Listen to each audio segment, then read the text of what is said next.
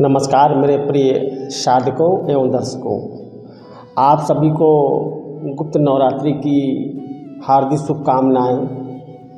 और आप लोग अध्यात्म में आगे बढ़ने के लिए आप जो है गुप्त नवरात्रि में माँ भगवती की साधना आराधना कर सकते हैं।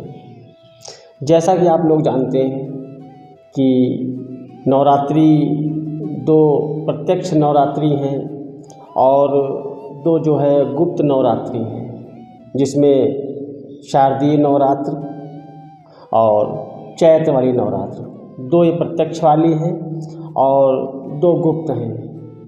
इधर आषाढ़ के माह में गुप्त नवरात्रि आती है, उधर जो है माह के महीने में गुप्त नवरात्रि आती है।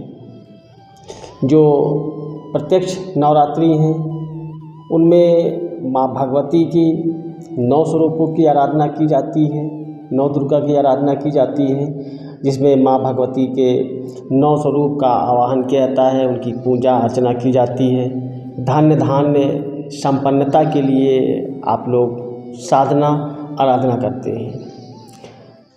और जो ये गुप्त नवरात्रि है, इस नवरात्रि में आप जो है 10 महाविद्याओं की आराधना करते हैं, तांत्रिक साधनाएँ करते हैं। जो अध्यात्म से जुड़े हुए साधक हैं उनके लिए ये गुप्त नवरात्रि किसी वरदान से कम नहीं है।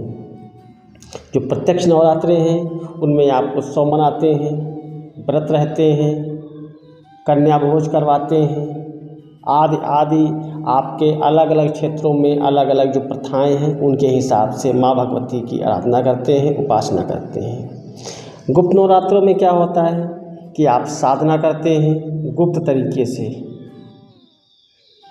सिद्धियों की साधना करते हैं, यक्षिणियों की आराधना करते हैं, अनुष्ठान करते हैं, कुबेर महाराज का अनुष्ठान करते हैं, धनदा यक्षिणी की साधना करते हैं, माता काली की साधना करते हैं, जो शमशान में निवास करने वाली शमशान काली है, शमशान भैरव हैं, ऐसी साधनाएँ करते हैं। माँ धूमावती की, माँ कमला की, माँ तारा की, आज जो महाविद्याएँ हैं 10 महाविद्याएँ हैं उनकी साधना करते हैं। तो ये गुप्त नवरात्रि इसलिए है कि आप लोग अनुष्ठान करें, आराधना करें, अपने आप को डेवलप करें। हमने पूर्व के वीडियो में धनदा यक्षिणी का हमने मंत्र अनुष्ठान दिया है। जो साधक करना चाहें वो नवरात्र में कर सकते हैं, एक दिवसीय साधना कर सकते हैं या पूरे 9 दिन रह करके, व्रत रह करके या अनुष्ठान रह करके, जिस तरीके से आप करना चाहें उस तरीके से कर सकते हैं। और मेरा तो मानना है जो साधक हैं, जो अनुष्ठान करने वाले हैं, उनको व्रत की आवश्यकता नहीं है, वो सिर्फ जाप करें, मेहनत करें। जो व्रत वगैरह है ये जो आम इंसान हैं उनके लिए है। तो आप बैठ के 2 घंटे 3 घंटे कंटिन्यू बैठ के जाप करें, मेहनत करें, धूम्रपान नशे से दूर रहें, ब्रह्मचर्य का पालन करें, लोगों से कम बात विवाद करें, लोगों से अगर मिले तो उनसे ज़्यादातर हाथ ना मिलाएं जब तक आप साधना कर रहे हैं तब तक। हो सके तो बाहर की कोई भी वस्तु बनी हुई, मार्केट की कोई चीज़ ना खाएं, अपने घर की बनी हुई या अपने हाथों से बनी हुई वस्तु का प्रयोग करें, यानी भोजन का प्रयोग करें। ज़्यादा तले भुने चटपटे आइटम का प्रयोग ना करें साधना काल में, सादा खाना खाएं। तो ये क्रियाएँ हैं। चलिए देर ना करते हुए मैं आज आप लोगों को माँ भगवती का वह प्रचंड रूप 10 विद्याओं में सबसे जो प्रथम स्वरूप है महाकाली स्वरूप, उनकी मैं आराधना के लिए कुछ विशेष आपको तौर तरीके बताने जा रहा हूँ। जो प्रत्यक्ष साधना होगी, अगर आप इस साधना को करते हैं तो माँ भगवती आप पे अपनी कृपा दृष्टि बनाएगी, आप निरोगी रहेंगे, आपका जो परिवार है धन्य धान्य से संपन्नता आएगी आपके परिवार में। तो आप लोग करना क्या है, सबसे पहले आप जो है आप माता काली का कोई मंदिर देखें, अगर आपके आसपास कोई मंदिर है आप वहाँ जाएं। सबसे पहले वहाँ पे प्रार्थना करें, धूप बत्ती अगरबत्ती जला करके, जो वहाँ माता को भोग चढ़ता हो आपके क्षेत्र के हिसाब से वो भोग अर्पित करें। अन्यथा बतासे का, मीठे का, बर्फ़ी का आप भोग दें। धूप बत्ती जलाएं। धूप बत्ती नहीं उपलब्ध है तो अगरबत्ती जलाएं, चिराग जलाएं और पुष्प चढ़ाएं। लौंग, कपूर, पान का पत्ता जरूर दें। कोई भी देवी है जिसका आपको भोग ना पता हो तो उसमें आपको करना क्या है, पान का पत्ता, लौंग, कपूर, ये एक आम चीज़ है, हर देवी को दिया जाता है। नारियल हर देवी को दिया जाता है भोग में, तो आप वहाँ चढ़ाएं। प्रार्थना करें, हे माता रानी, मैं एक अनजान बालक हूँ, आप मुझे आशीर्वाद प्रदान करें, अपनी कृपा दृष्टि बनाएं। मैं जो साधना करने जा रहा हूँ इसमें किसी प्रकार का कोई विघ्न न आए। ऐसी प्रार्थना करते हुए आप मंत्र को पढ़ें। मंत्र आप चाहें तो एकाक्षरी मंत्र का भी प्रयोग कर सकते हैं, अन्यथा ओम क्रीम क्रीम कालिकाय नमः, ओम क्रीम क्रीम कालिकाय नमः, ओम क्रीम क्रीम कालिकाय नमः, आप इस मंत्र का जाप करें। उसके बाद अपने घर पे आ जाएं। आपका आसन काला होना चाहिए, आपके जो वस्त्र हैं वो काले होने चाहिए। सामने माँ भगवती का, माँ महाकाली का आपके पास कोई मूर्ति या फोटो होना चाहिए। एक बचोट यानी लकड़ी का एक बाई 1 फीट का फट्टा, उस पर आप काला कपड़ा बिछाएं। उस पर आप माता के लिए पुष्प, भोग के लिए पुष्प, इत्र और जो पुष्प ज़्यादातर गुलाब के प्रयोग करें, अन्यथा आपके पास अगर गुलाब के पुष्प नहीं है तो कोई भी प्रयोग कर सकते हैं। चावल की ढेरी बनाएं, उसके ऊपर चिराग रखें, दीपक, उसमें सरसों का तेल डाल के चिराग जलाएं।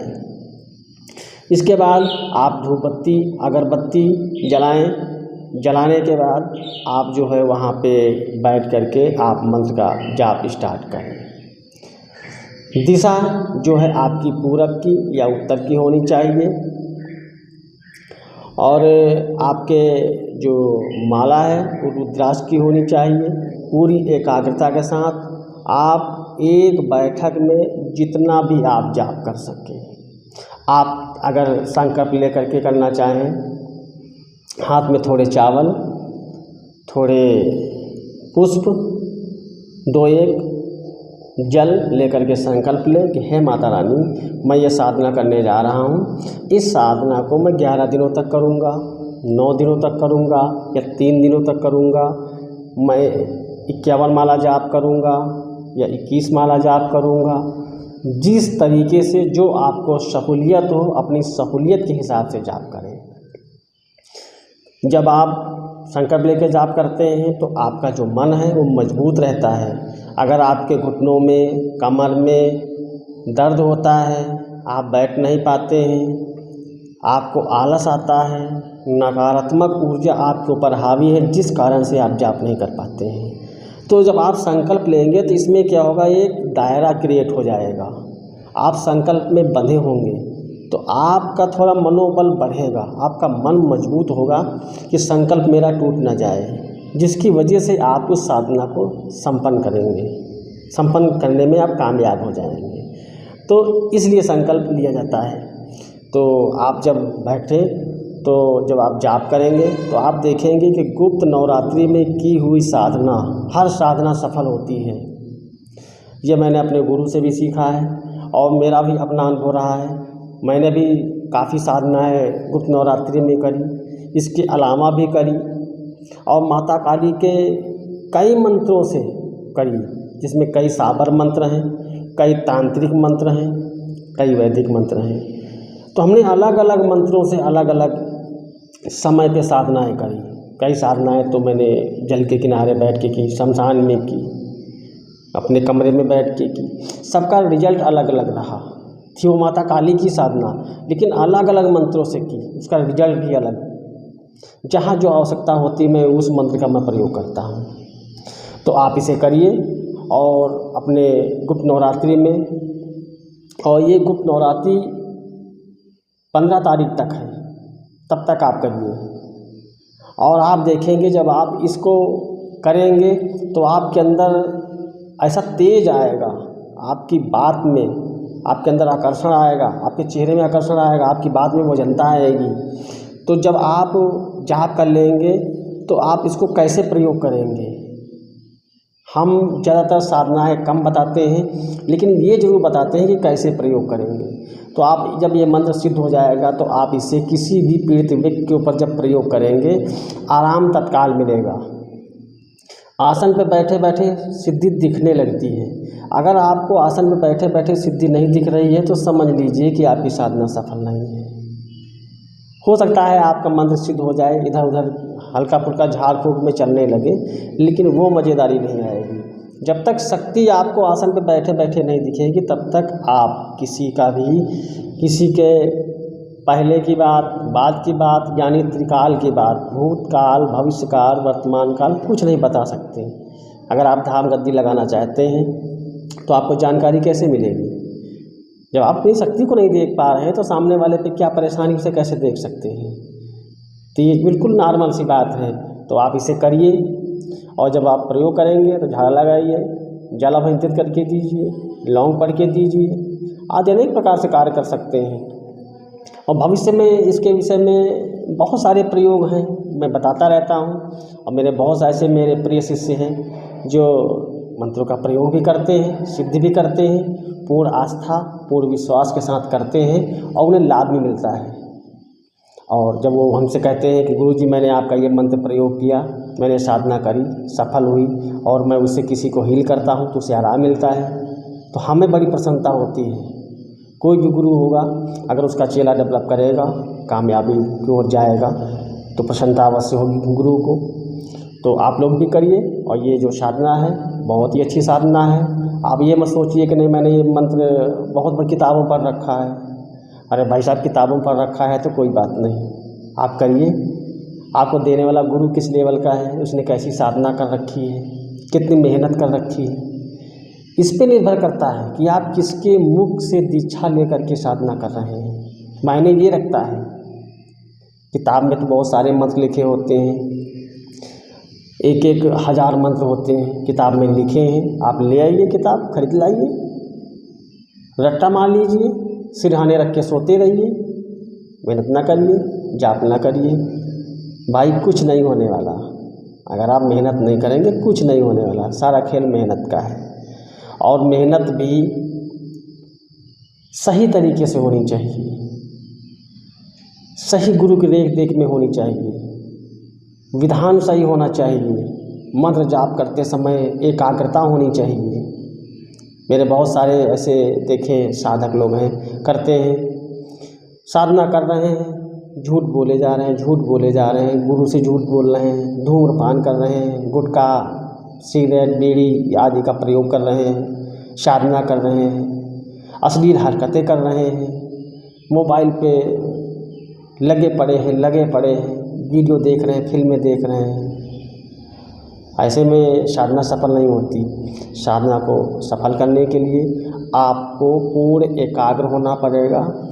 आप बिल्कुल शांत रहेंगे, सोशल मीडिया से दूर रहेंगे, मेहनत करेंगे पूरी एकाग्रता के साथ। 2 घंटे 3 घंटे कंटिन्यू रात को मेहनत करेंगे। हो सके तो आप सुबह भी आधे घंटे मेहनत कर लें, सात्विक भोजन करें, ब्रह्मचर्य से रहें। देखिए साधना आपकी सफल होगी, क्यों नहीं होगी। गुरु की देख देख में करिए। छोटी से छोटी, बड़ी से बड़ी बात अपने गुरु की जानकारी में रखें, झूठ न बोलें, छल कपट नहीं होना चाहिए। तो ये कुछ बारीकियां हैं और मैंने सोचा आप लोगों को एक वीडियो के माध्यम से जानकारी दे दी जाए। और जो मेरे रेगुलर जुड़े हुए शिष्य हैं वो इस चीज़ को जानते हैं, जो हमसे जुड़े हुए हैं, हमसे बात करते हैं, वो जानते हैं। तो आप लोग मेहनत करिए, पूरी ईमानदारी से मेहनत करिए। कोई भी साधना करें, सबसे पहले गुरु का स्मरण करें, आपका जो गुरु है उसे प्रणाम करें, उसके बाद अपने इष्ट को प्रणाम करें, उसके बाद अपनी बैठ के अब साधना करें। साधना पूरी ईमानदारी से करें। साधना काल में अगर आप बैठते हैं, आपको प्यास लगती है, उसके लिए आप साइड में पानी रखें। साधना कोई भी हो, प्यासे नहीं मरना है, भूखे नहीं मरना है, साइड में रखें। जितना आपको उचित लगे उतना पानी पिए, इतना ज़्यादा भी ना पिए कि आपको जो है उठ के जो है बाथरूम के लिए जाना पड़े। तो आप एक बैठक में जाप करें, एक समय पे, एक जगह पे, एक संख्या में, एक आसन पे पूरी एकाग्रता के साथ आप साधना करें। साधना में रिजल्ट बहुत अच्छा आएगा। चलिए मिलते हैं नई वीडियो में नई जानकारी के साथ, और आशा करता हूँ कि आप लोग इस चीज़ को समझेंगे और अपने अंदर बदलाव लाएंगे और अपने आप को डेवलप करेंगे। अगर वीडियो आपको हमारी अच्छी लगती है तो वीडियो को लाइक अवश्य करें, और अगर हमारे चैनल से आप कुछ सीखते हैं तो हमारे चैनल को आप सब्सक्राइब करें, और जो आपसे जुड़े हुए व्यक्ति हैं उनको भी सही जानकारी मिले, इसके लिए आप उनके पास शेयर भी कर सकते हैं। आगे आपकी मर्ज़ी, जैसा भी आप उचित समझें वैसा करें। मिलते हैं नई वीडियो में नई जानकारी के साथ, तब तक के लिए आप सभी को मंगल कामना।